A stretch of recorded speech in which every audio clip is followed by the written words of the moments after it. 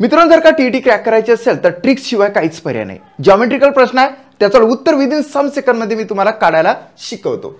खालील आकृतीत दाखवल्याप्रमाणे म्हणजे ही आकृती आहे, वर्तुळातील हिरवळीच्या जागेवर म्हणजेच याला आपण जर हिरवळ म्हटलं, हे वर्तुळाकृती जागेमध्ये हिरवळ आहे, हिरवळीच्या जागेवर ABCD ही आयताकृती काय केले, मैदान तयार केले।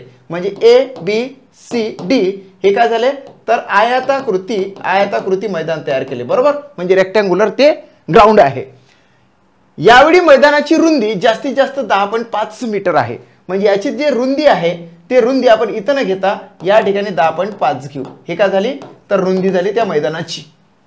मग त्यामध्ये काय सांगितलं की मेजरमेंट ऑफ ब्रॅकेट DXC म्हणजे हा इथे x आहे, DXC त्याचं मेजरमेंट आहे 60 डिग्री, त्याचा याच्यासोबत काही एक संबंध नाही, म्हणून हा एवढा भाग आपण कटच करून टाकू।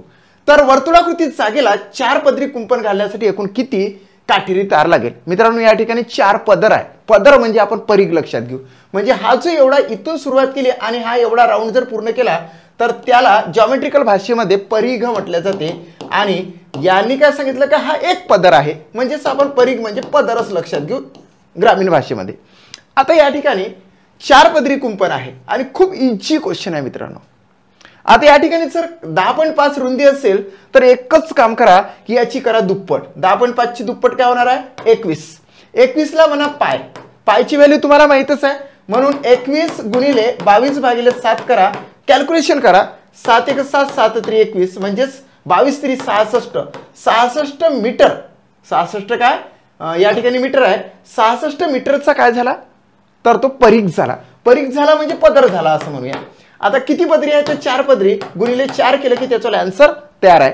4 सकम किती 24, हातचे आले 2, 4 सकम 24 ने 2 किती 26, म्हणजे 264 मीटर या संपूर्ण याला 4 पदरासाठी काटेरी तार लागणार आहे। म्हणून प्रॉपर आन्सर येते मित्रांनो 264 मीटर काटेरी तार लागणार आहे।